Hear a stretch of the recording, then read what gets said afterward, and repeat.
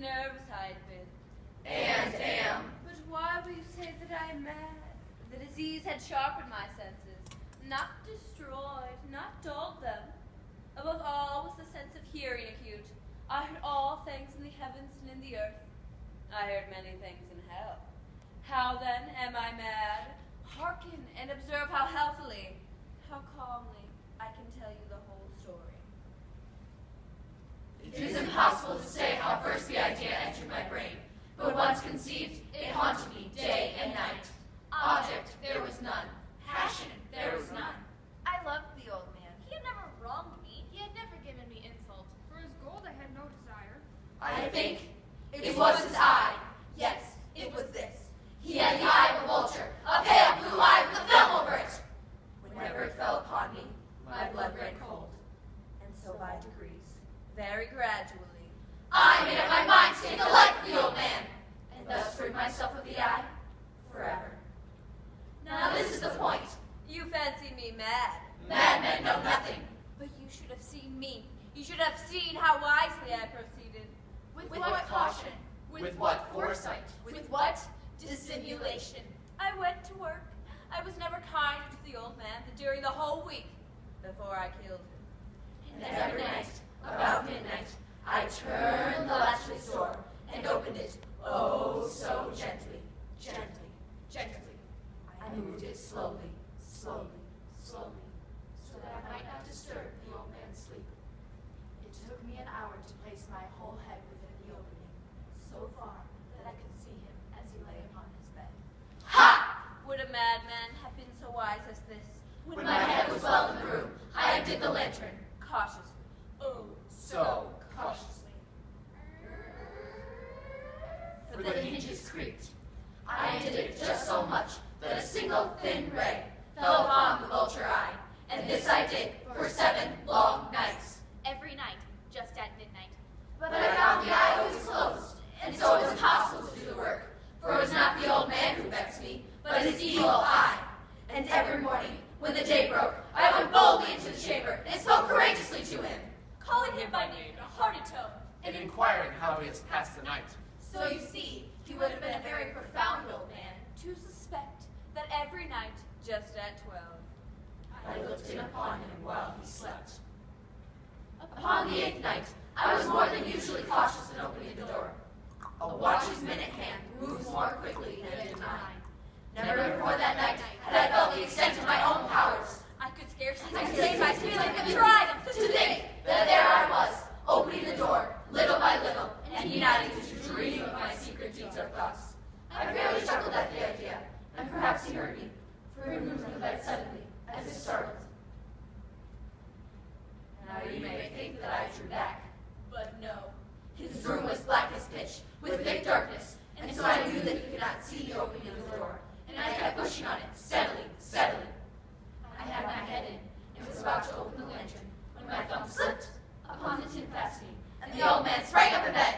Who's there? I kept quite still, and said nothing for a whole hour. I did not move a muscle. And in the meantime, I did not hear him lie down. He was still sitting up in bed, listening, just as I had done, night after night.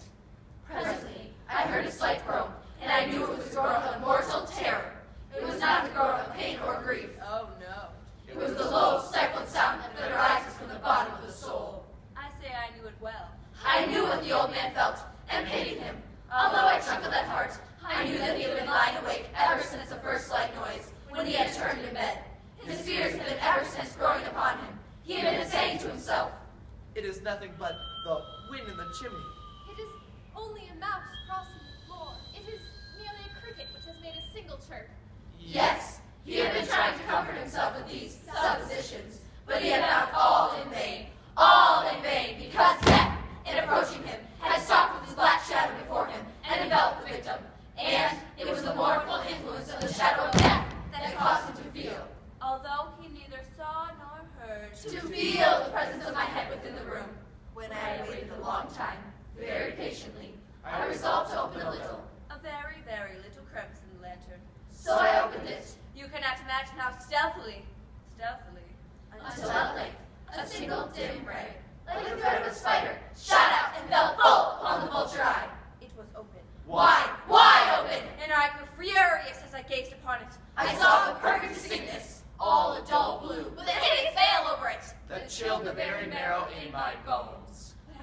nothing else of the old man's face or person, for I directed the ray as if by instinct, precisely upon the damned spot!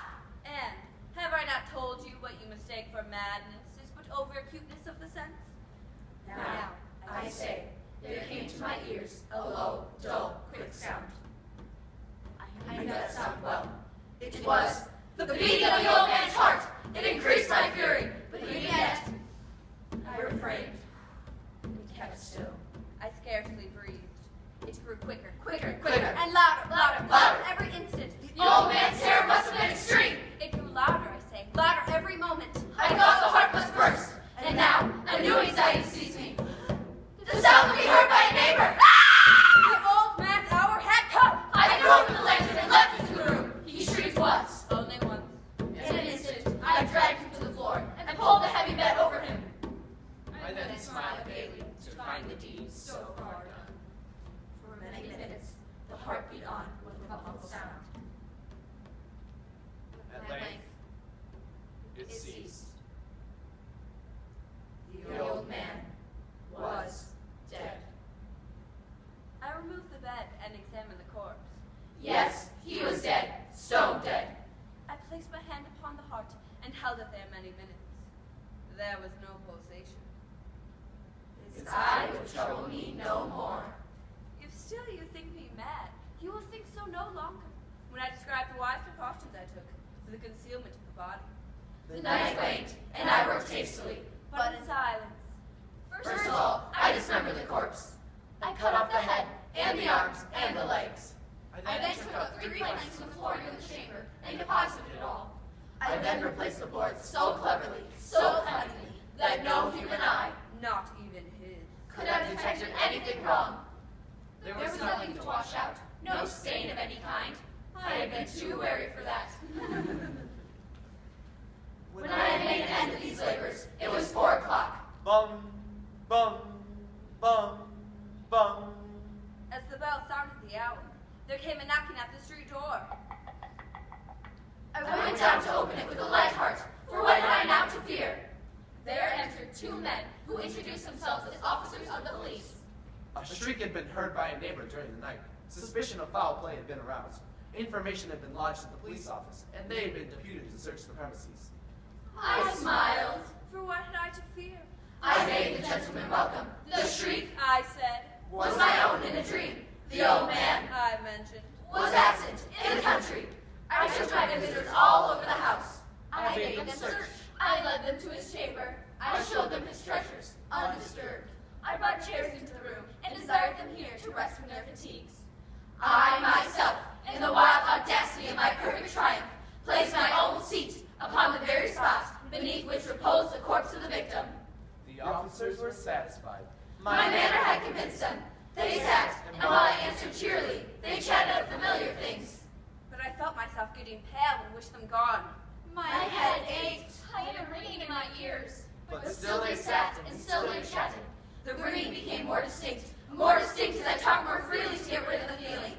But it continued and gained definiteness, until at length, I found that the noise was not within my ears.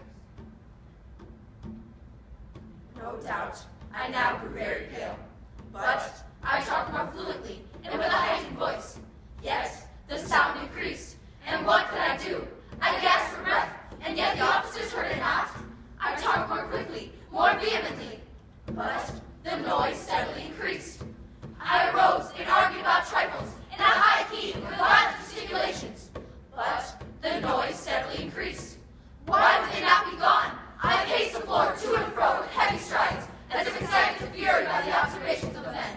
But the noise steadily increased. Oh God, What could I do? I foamed, I raved, I swore, I swung the chair upon which I had been sitting and grated upon the boards. But the noise arose over all. It continually increased. It grew louder, louder, and still the men chatted pleasantly and smiled. Was it possible they heard not? Almighty God, no, no, they heard, they suspected, they knew. They were making a mockery of my horror. This I thought and this I think. But anything was better than this agony. Anything was more tolerable than this derision. I could bear those hypocritical smiles no longer. I felt that I must scream or die. And now, again, hark, louder, louder, louder, louder.